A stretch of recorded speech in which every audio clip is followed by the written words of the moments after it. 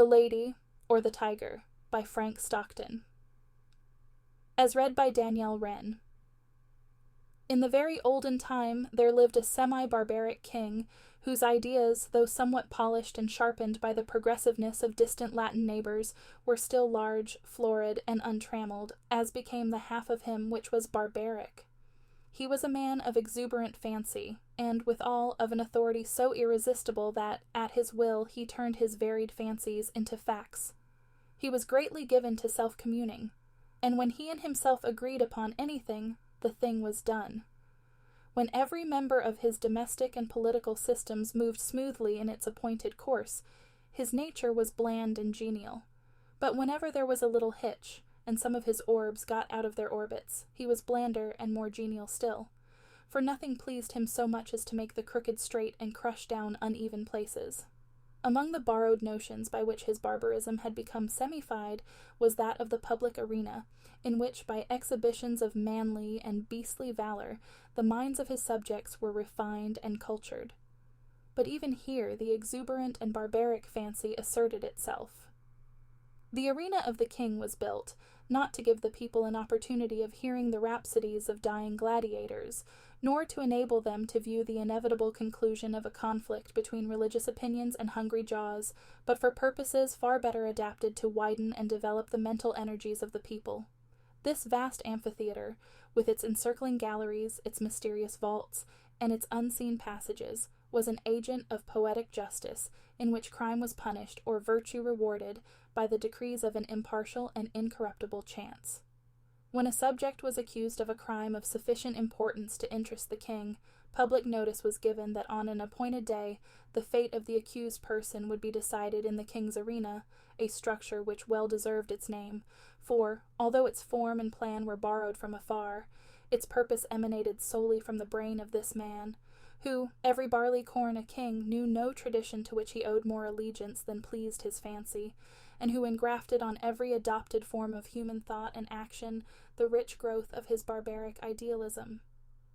When all the people had assembled in the galleries, and the king, surrounded by his court, sat high up on his throne of royal state on one side of the arena, he gave a signal, a door beneath him opened, and the accused subject stepped out into the amphitheater. Directly opposite him, on the other side of the enclosed space, were two doors, exactly alike and side by side. It was the duty and the privilege of the person on trial to walk directly to these doors and open one of them. He could open either door he pleased. He was subject to no guidance or influence but that of the aforementioned impartial and incorruptible chance. If he opened the one, there came out of it a hungry tiger, the fiercest and most cruel that could be procured, which immediately sprang upon him and tore him to pieces as a punishment for his guilt. The moment that the case of the criminal was thus decided, doleful iron bells were clanged, great wails went up from the hired mourners posted on the outer rim of the arena, and the vast audience, with bowed heads and downcast hearts, wended slowly their homeward way, mourning greatly that one so young and fair, or so old and respected, should have merited so dire a fate.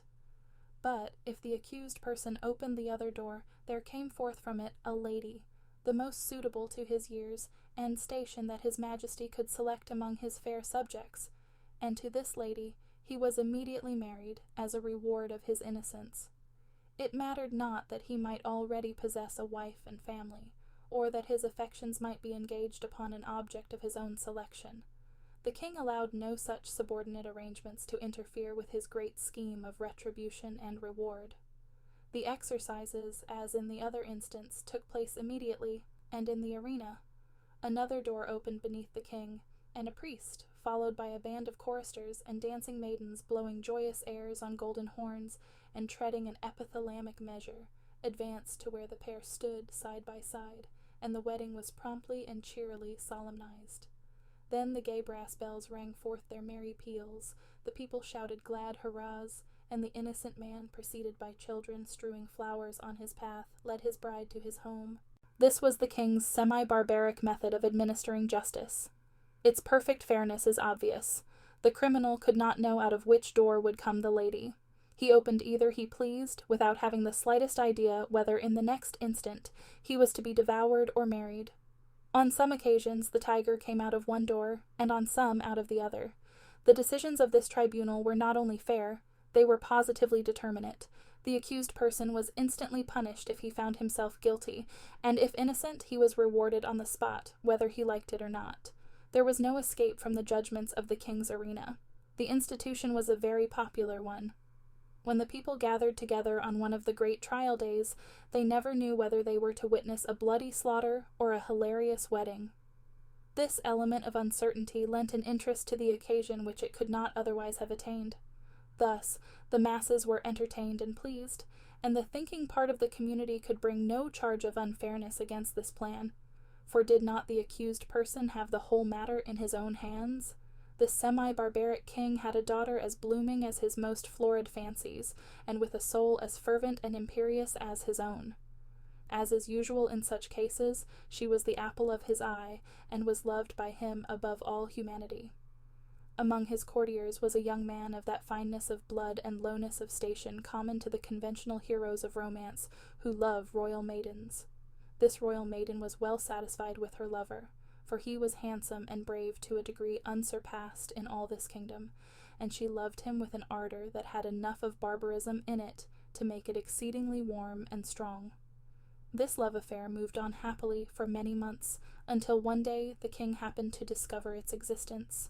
He did not hesitate nor waver in regard to his duty in the premises. The youth was immediately cast into prison, and a day was appointed for his trial in the king's arena. This, of course, was an especially important occasion, and His Majesty, as well as all the people, was greatly interested in the workings and development of this trial. Never before had such a case occurred. Never before had a subject dared to love the daughter of the king. In after years such things became commonplace enough, but then they were in no slight degree novel and startling. The tiger cages of the kingdom were searched for the most savage and relentless beasts, from which the fiercest monster might be selected for the arena, and the ranks of maiden youth and beauty throughout the land were carefully surveyed by competent judges in order that the young man might have a fitting bride in case fate did not determine for him a different destiny. Of course, everybody knew that the deed with which the accused was charged had been done. He had loved the princess, and neither he, she, nor anyone else thought of denying the fact. But the king would not think of allowing any fact of this kind to interfere with the workings of the tribunal, in which he took such great delight and satisfaction. No matter how the affair turned out, the youth would be disposed of, and the king would take an aesthetic pleasure in watching the course of events, which would determine whether or not the young man had done wrong in allowing himself to love the princess. The appointed day arrived. From far and near the people gathered, and thronged the great galleries of the arena, and crowds, unable to gain admittance, massed themselves against its outside walls. The king and his court were in their places, opposite the twin doors, those fateful portals, so terrible in their similarity. All was ready. The signal was given. A door beneath the royal party opened, and the lover of the princess walked into the arena. Tall, beautiful, fair, his appearance was greeted with a low hum of admiration and anxiety. Half the audience had not known so grand a youth had lived among them. No wonder the princess loved him. What a terrible thing for him to be there. As the youth advanced into the arena, he turned, as the custom was, to bow to the king, but he did not think at all of that royal personage. His eyes were fixed upon the princess, who sat to the right of her father. Had it not been for the moiety of barbarism in her nature, it is probable that lady would not have been there, but her intense and fervid soul would not allow her to be absent on an occasion in which she was so terribly interested. From the moment that the decree had gone forth that her lover should decide his fate in the king's arena, she had thought of nothing, night or day, but this great event and the various subjects connected with it. Possessed of more power, influence, and force of character than anyone who had ever before been interested in such a case, she had done what no other person had done. She had possessed herself of the secret of the doors. She knew in which of the 2 rooms that lay behind those doors stood the cage of the tiger, with its open front, and in which waited the lady. Through these thick doors, heavily curtained with skins on the inside, it was impossible that any noise or suggestion should come from within to the person who should approach to raise the latch of one of them. But gold, and the power of a woman's will, had brought the secret to the princess. and not only did she know in which room stood the lady ready to emerge, all blushing and radiant, should her door be opened, but she knew who the lady was. It was one of the fairest and loveliest of the damsels of the court who had been selected as the reward of the accused youth, should he be proved innocent of the crime of aspiring to one so far above him. And the princess hated her. Often had she seen, or imagined that she had seen, this fair creature throwing glances of admiration upon the person of her lover, and sometimes she thought these glances were perceived and even returned. Now and then she had seen them talking together. It was but for a moment or two, but much can be said in a brief space. It may have been on most unimportant topics, but how could she know that? The girl was lovely, but she had dared to raise her eyes to the loved one of the princess, and with all the intensity of the savage blood transmitted to her through long lines of holy barbaric ancestors, she hated the woman who blushed and trembled behind that silent door. When her lover turned and looked at her, and his eye met hers as she sat there, paler and whiter than anyone in the vast ocean of anxious faces about her, he saw, by that power of quick perception which is given to those whose souls are one, that she knew behind which door crouched the tiger, and behind which stood the lady. He had expected her to know it. He understood her nature, and his soul was assured that she would never rest until she had made plain to herself this thing, hidden to all other lookers-on, even to the king. The only hope for the youth in which there was any element of certainty was based upon the success of the princess in discovering this mystery. And the moment he looked upon her, he saw she had succeeded, as in his soul he knew she would succeed. Then it was that his quick and anxious glance asked the question, "Which?" It was as plain to her as if he shouted it from where he stood. There was not an instant to be lost. The question was asked in a flash. It must be answered in another. Her right arm lay on the cushioned parapet before her. She raised her hand and made a slight, quick movement toward the right. No one but her lover saw her. Every eye but his was fixed on the man in the arena. He turned, and with a firm and rapid step he walked across the empty space. Every heart stopped beating. Every breath was held. Every eye was fixed immovably upon that man. Without the slightest hesitation, he went to the door on the right and opened it. Now the point of the story is this: did the tiger come out of that door, or did the lady? The more we reflect upon this question, the harder it is to answer. It involves a study of the human heart which leads us through devious mazes of passion, out of which it is difficult to find our way. Think of it, fair reader, not as if the decision of the question depended upon yourself, but upon that hot-blooded, semi-barbaric princess, her soul at a white heat beneath the combined fires of despair and jealousy. She had lost him, but who should have him? How often in her waking hours and in her dreams had she started in wild horror and covered her face with her hands as she thought of her lover opening the door on the other side of which waited the cruel fangs of the tiger.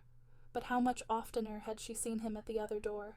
How in her grievous reveries had she gnashed her teeth and torn her hair when she saw his start of rapturous delight as he opened the door of the lady? How her soul had burned in agony when she had seen him rush to meet that woman with her flushing cheek and sparkling eye of triumph. When she had seen him lead her forth, his whole frame kindled with the joy of recovered life. When she had heard the glad shouts from the multitude and the wild ringing of the happy bells. When she had seen the priest, with his joyous followers, advance to the couple and make them man and wife before her very eyes. And when she had seen them walk away together upon their path of flowers, followed by the tremendous shouts of the hilarious multitude, in which her one despairing shriek was lost and drowned. Would it not be better for him to die at once, and go to wait for her in the blessed regions of semi-barbaric futurity? And yet, that awful tiger, those shrieks, that blood. Her decision had been indicated in an instant, but it had been made after days and nights of anguished deliberation.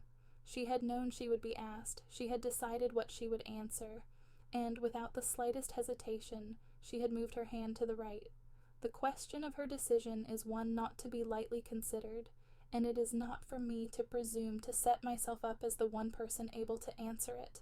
And so I leave it with all of you. Which came out of the open door, the lady or the tiger?